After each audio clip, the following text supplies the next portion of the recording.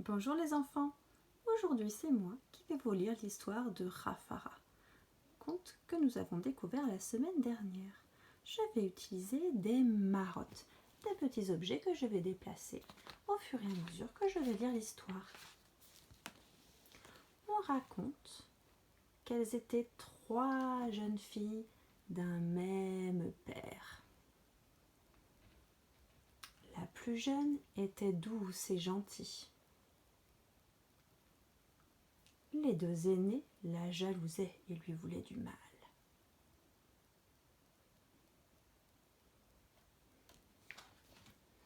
Un jour, alors qu'elle cueillait dans les arbres des morelles dans les bois, les 3 jeunes filles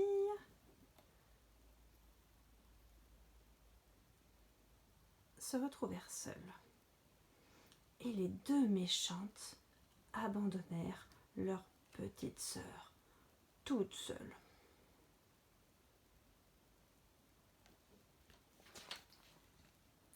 Bientôt la nuit descendit sur la forêt. Les forêts s'emplirent de bruits étranges. Tout devient obscur. Rafara avait peur. Elle finit pourtant par s'endormir. Mais l'énorme monstre Trimob surgit à la première lueur de l'aube le matin. Il s'empara de la malheureuse enfant en la mettant sur son dos et l'emporta à travers le bois.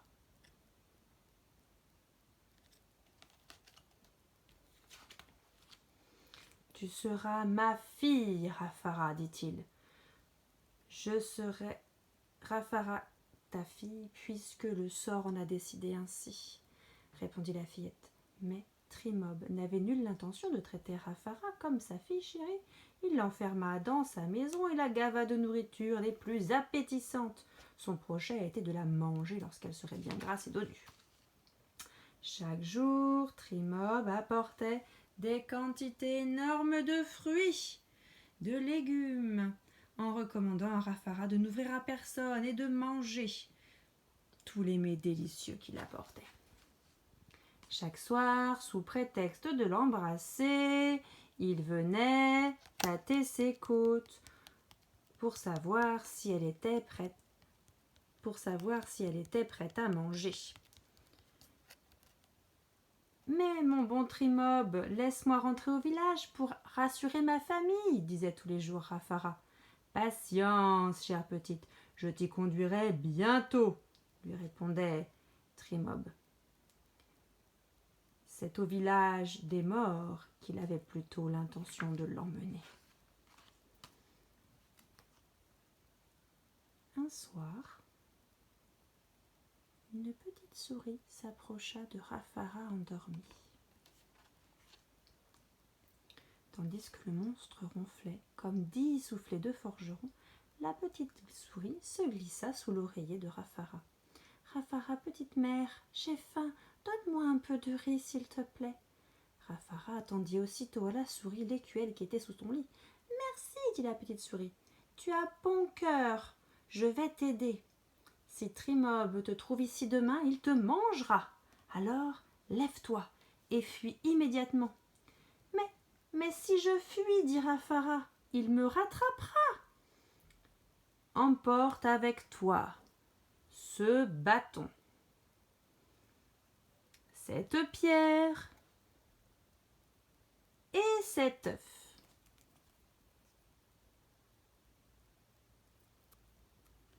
En chaque occasion, écoute ton intuition, dit encore la petite souris. Rafara ouvrit doucement la porte et gagna la forêt, tenant dans son cœur, contre son cœur, les 3 petits cadeaux de la souris. Et elle fuit. Lorsque Trimob se réveilla, il se dirigea vers le petit lit de bambou où dormait habituellement Rafara. Il le trouva vide. Il piqua une terrible colère. Heureusement que Rafara était déjà loin, se dit la souris qui observait le monstre depuis sa cachette. Mais Trimob avait un flair remarquable.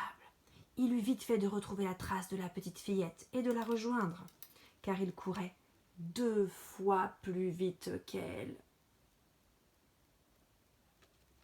Rafara jeta alors le bâton.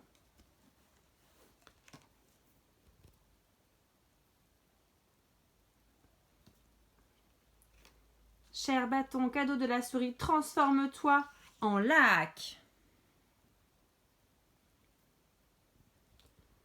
On raconte aussitôt que le bâton se transforma en un lac si vaste et si profond qui mit la fillette à l'abri du monstre.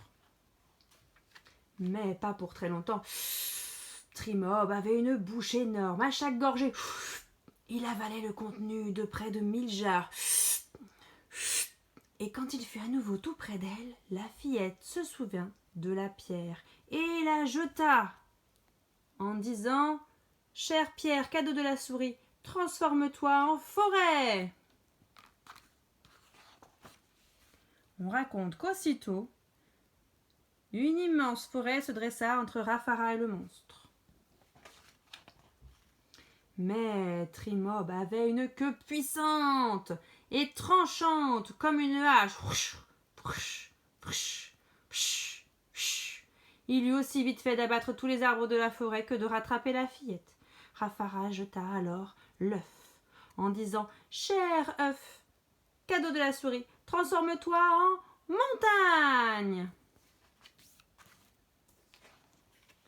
On raconte que la fillette se trouva aussitôt au sommet d'une montagne et qu'un immense oiseau, Vovandreo, aux ailes puissantes, passait par là. Rafara l'appela « Vovandreo, gentil oiseau, prends-moi sur ton dos et ramène-moi dans mon village. Je te promets en récompense des nuages de pierres de toutes les couleurs qui feront scintiller ton pelage. »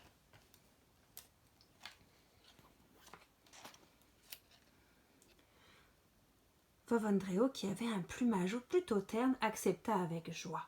Il emporta Rafara sur son dos et la déposa devant la case de ses parents.